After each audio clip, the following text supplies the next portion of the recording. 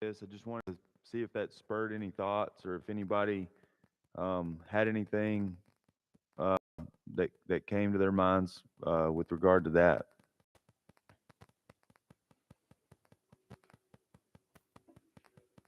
Nope. No. Oh, Ken.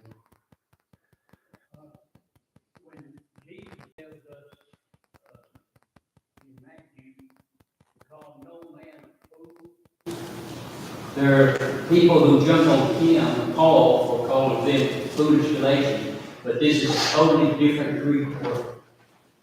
The one you can mean a person's character. This one here is talking about their seriousness or gullibility in life, not to mean their character. So Paul is not in violation of what Jesus was saying. So as we think about this in context, we know that we're in context. Dan's having fun back there. Yeah. We know that we're in the context of where there's this this big thing where they're clinging to the law, and so we're still having this dispute between the law and grace, and so that's what it's in the context of, and he's just hammering this home, hammering this home, hammering this home, and he says, "O foolish Galatians, who has bewitched you that you should not obey the truth, whose eyes Jesus Christ was clearly portrayed among you as crucified?" So the question here is how are they not accepting the and it says truth, which we'll get to in just a minute, but when they knew the account, they knew the crucifixion of Jesus so vividly, and they still were just clinging on to that law, and they were holding on. So he's like, how can you be so foolish to understand that Jesus was crucified for you, his blood flowed forward and backward, and you just don't get it. You're still into that law. So I think that there is some application as we think about us today. Is, are there things that we cling on to? We went through this whole part of being crucified with Christ. It's no longer I that live, but him that lives in me. And so are there things that we cling on to that it might be written to us, oh foolish, and insert your name? How can you know and you still cling on to these old things in this old life? So I just thought about that as I was reading that. Thought that was interesting.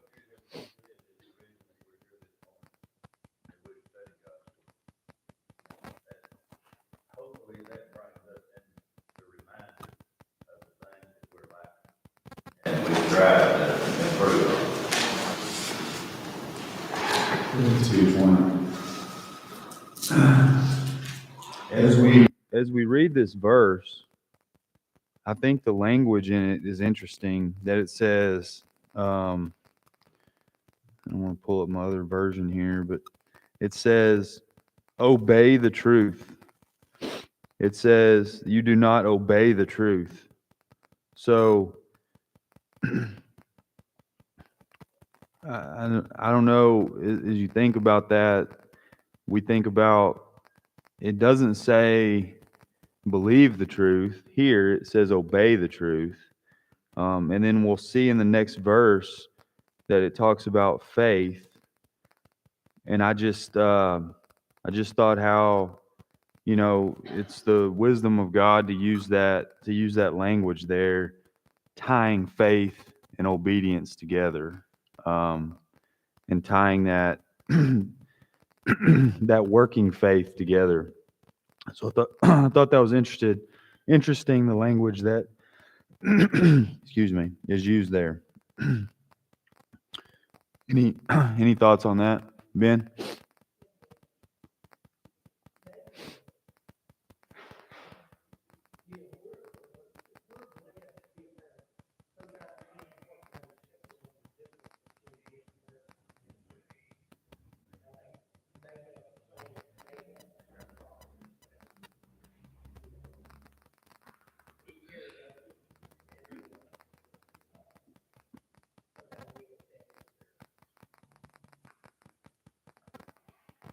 Did somebody back there have something? I thought I saw a hand. No.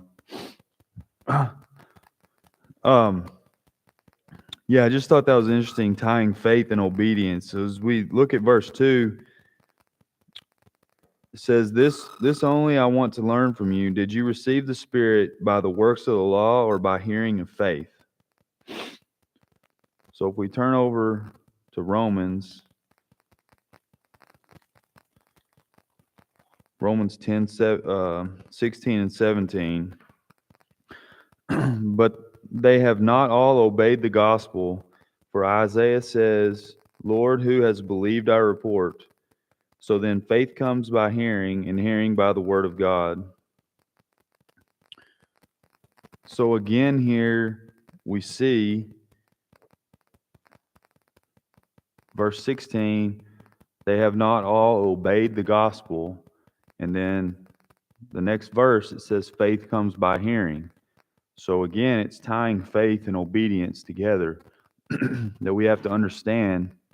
And we'll get into this a little bit later in the chapter about the depth of faith. But I just think that if we go from account to account to account throughout the scriptures, we can see that faith and obedience. And I also thought about this too as I was thinking through this. You know, faith comes by hearing. You know, and over here it says. It says, did you receive the Spirit by works of the law or by the hearing of faith? Well, how is one to hear of faith? The only way that they're able to hear is from us, right? So what responsibility does that put on us, Roma?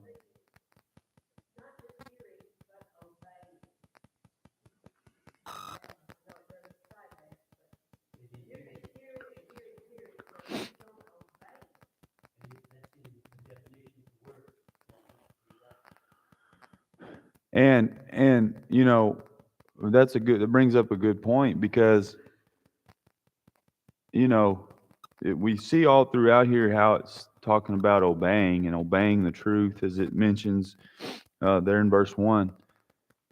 But how am I going to obey something that I don't even know, that I don't even hear, right? So um, that just puts that added responsibility on us to go out and teach.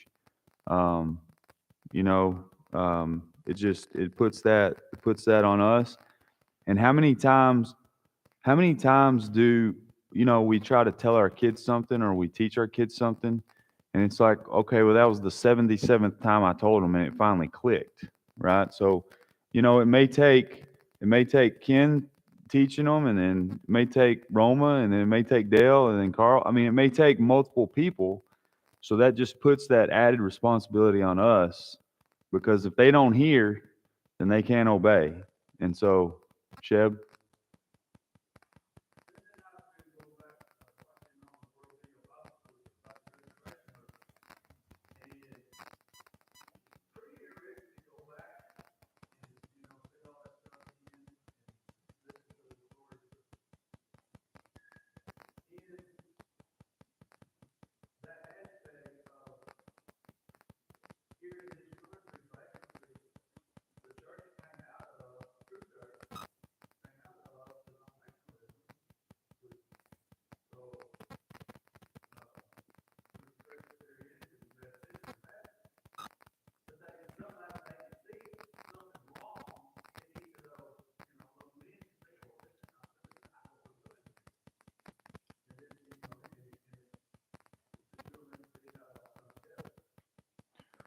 That's, that's why I think it's so important. It took personal study to get to that point on somebody's effort. Personal study. Just, hey, this is not quite right. What my group is doing. Yeah, I think that's why it's so important. Obey the truth. You can obey something, but it may not be the truth. And then how do we know what the truth is? We take that even further is studying the word.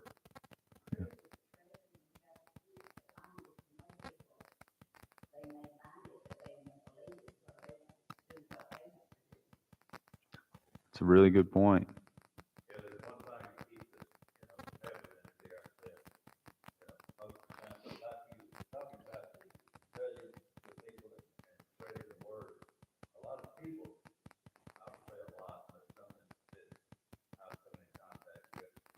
Maybe even in one case, one of their parents was a member of the church, was one of them was.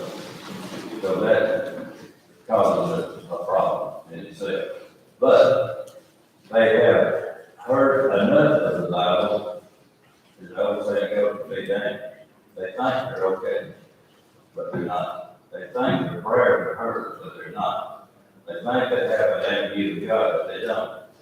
So that's something that you have to overcome, and they're not led by the Spirit at all. And that's hard for us a lot of people to understand because they're led by what they want to do. Well, like you said, we have a responsibility, and apparently we're not meeting it very well.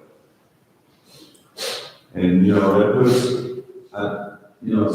it's amazing how deep the word is if you just kind of really dig in. But we're thinking about hearing of faith.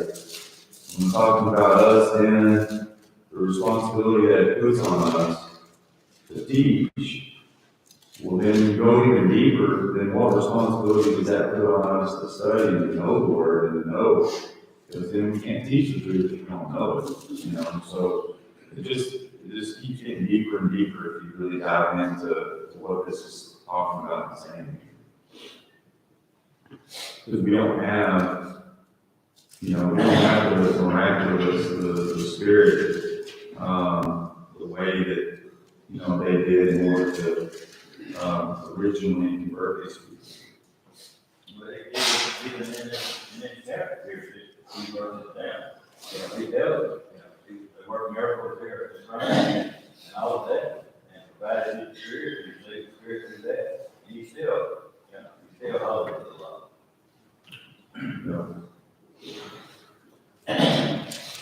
In verse 3 it says, "Are you so foolish, having begun in the spirit, are you now being made perfect by the flesh?" And so, what I wrote here was, you can't go back and forth. And again, this is another thing that brings out to me as our application. Do we cling on to our worldly lives today? And do we cling on to that in some regard? So, kind of some self-reflections, looking in and seeing what maybe am I clinging on to for my old life that I need to be putting off. Let's just look over the page to chapter 4, verse 9. It says, "But now after you have known God, or rather are known by God, how is it that you turn again to the weak and beggarly elements to which you desire again to be in bondage?" So the question that I brought up here is, what keeps us in bondage today? So what things keep us in bondage again from those worldly lives? They were unable to be pleasing to God under the old law, but they were still clinging on to that. So what in our lives might we be holding on to that are keeping us from being pleasing to God today? So just a thought for application there. Well, we got 2 ways to go. We go the devil's way or we go God's way. So what keeps us from doing God's way? think about that too much, but a lot of that is just the devil working on it in ways that maybe we think